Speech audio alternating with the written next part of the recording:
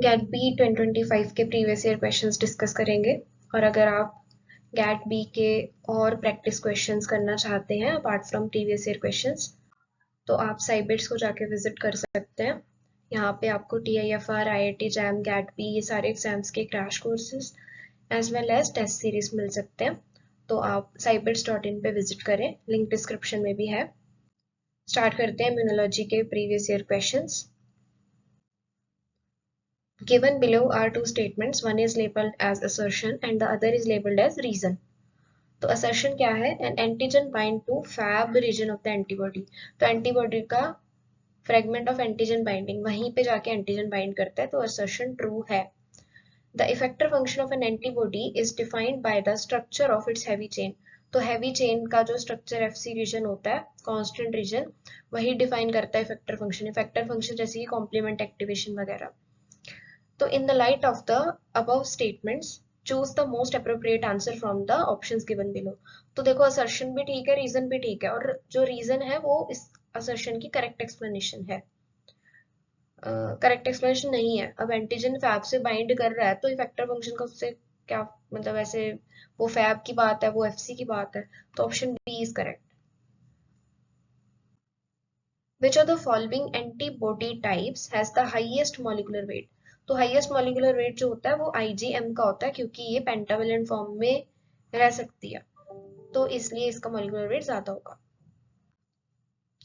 Antibody diversity occurs due to germline mutations only, mutations acquired on T cell receptor, somatic mutations only, somatic mutation ठीक है, germline ठीक है, somatic mutations and BDG recombination, तो most correct इसमें से option D है।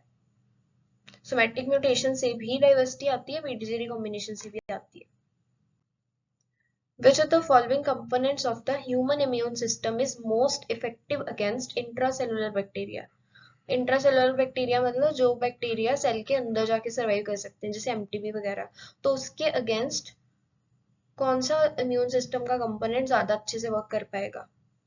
देखो antibodies तो अगर बाहर है तब उस पर जाके बाइंड करेंगी, कॉम्प्लीमेंट सिस्टम भी सेम ऑप्सोनाइजेशन वगैरह करेगा। बी लिम्फोसाइट्स उसको प्रेजेंट कर सकते हैं, लेकिन मोस्ट इफेक्टिव बोला है तो टी लिम्फोसाइट इसका मोस्ट करेक्ट होगा, क्योंकि इसमें CTL सेल्स जो है वो किलिंग कर सकते हैं। Immune response to bacterial polysaccharide antigens are short lived. तो जो बैक्टीरिया के पॉलीसेकेराइड एंटीजेंस होते हैं उसके अगेंस्ट जो इम्यून रिस्पॉन्स फॉर्म होता है वो शॉर्ट लिव्ड होता है। However the memory B cell response can be enhanced by. तो मेमोरी बी सेल का रिस्पॉन्स आप कैसे इनहेंस कर सकते हो? तो यूजुअली जो बैक्टीरियल पॉलीसेकेराइड्स होते हैं वो T cell independent response produce करते हैं। तो हमें अगर इनहेंस करने हैं मेमोरी सेल्स तो हमें टी सेल डिपेंडेंट रिस्पॉन्स बनाना पड़ेगा। तो टी सेल डिपेंडेंट बनाने के लिए हम क्या कर सकते हैं? एडिंग अलम एडजुवेंट। तो इससे तो एंटीजन प्रेजेंटेशन वगैरह में हेल्प मिलेगी, वो डिले होगा थोड़ा सा, है ना, डिले रिलीज होगा एंटीजन का। तो I don't think so adjuvant इतना हेल्प नहीं कर पाएंगे, मेमोरी फॉर्मेशन में तो नहीं कर पाएंगे कुछ help. Tagging small peptide carrier with the bacterial antigen, ये हेल्प करेंगे। यूजिंग मोर कंसंट्रेटेड एंटीजन, ये मेमोरी में हेल्प नहीं करेगा, वो टी सेल को हमें एक्टिवेट करवाना है। तो प्रेजेंटेशन होगी जब पेप्टाइड्स की, तो फिर टी सेल्स ज्यादा एक्टिवेट होने की उनकी प्रोबेबिलिटी बढ़ जाती है। तो टी हेल्पर सेल एक्टिवेट हो जाएंगे तो मेमोरी बी सेल्स बनेंगे अच्छे से। रिपीटेड वैक्सीनेशन मेमोरी फॉर्म करेगा, लेकिन टी सेल डिपेंडेंट वाली नहीं कर पाएगा। तो मोस्ट करेक्ट ऑप्शन बी है। Cytotoxic T cells typically express, cytotoxic T cells पे CD8 प्रोटीन होता है, ये आपको याद ही करना पड़ेगा। Which antibody isoform is most responsible to protect our body against worms? तो worms के against IgE antibody work करती है।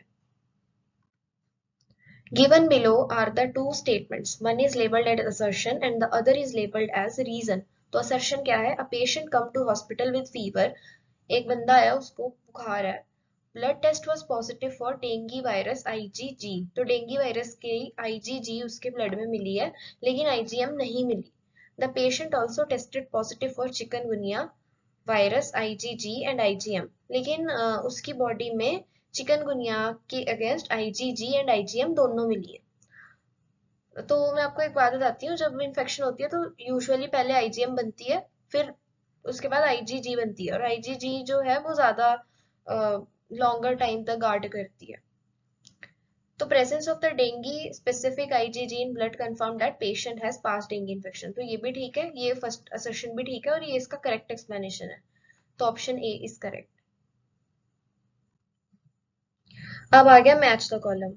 तो यहाँ पे देखो B cell, TLR, complement protein, dendritic cell दे रखा है। यहाँ पे pathogen associated molecular pattern recognition, innate immune response, antigen presenting cell, antibody producing cell. तो देखो बी सेल जो है वो एंटीबॉडी प्रोड्यूस करेगा, मतलब ए का 4 होना चाहिए। ए का 4 सेकेंड एंड फोर्थ में है, तो मतलब फर्स्ट एंड थर्ड ऑप्शन नहीं हो सकते। अब हम बात करते हैं TLR। TLR pathogen associated molecular patterns को करते हैं, तो बी का 1 होना चाहिए, मतलब ऑप्शन नंबर 2 इज करेक्ट। तो बाकी के देख लेते हैं। सी का जो है वो 2 होना चाहिए। Complement protein innate immune response का पार्ट है। Dendritic cell antigen presenting cells हैं। तो एंटीजन प्रेजेंटिंग सेल्स और क्या होते हैं? APCs होते हैं, डेंड्रिटिक सेल्स होते हैं, बी सेल्स होते हैं। तो ये 3 प्रोफेशनल एंटीजन प्रेजेंटिंग सेल्स हैं, तो आपको याद ही करना होगा। नेक्स्ट क्वेश्चन है which molecule from the following neutrophils do not contain. तो न्यूट्रोफिल्स के पास क्या नहीं होता? तो न्यूट्रोफिल्स के पास प्रोटीएज होता है, बिल्कुल होता है। हिस्टामिन नहीं होता, साइटोकाइन होता है, एंटी माइक्रोबियल प्रोटीन्स होते हैं। तो हिस्टामिन नहीं होता। Active immunity is exemplified by. तो एक्टिव इम्यूनिटी, ये एग्जांपल दे रखे हैं, इसमें से हमें बताना है कौन सा एक्टिव इम्यूनिटी का एग्जांपल है। Immunity transfer from mother to infant through colostrum. तो डायरेक्ट एंटीबॉडीज जा रही हैं, तो ये पैसिव है। Anti venom injection given to patients after snake bite. तो ये भी एंटीबॉडीज जा रही हैं।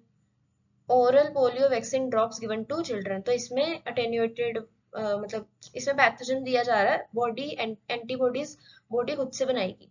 तो this is an example of active immunity. Immunity transfer from mother to foetus. तो मदर से फीटस में जा रही है, पैसिव है।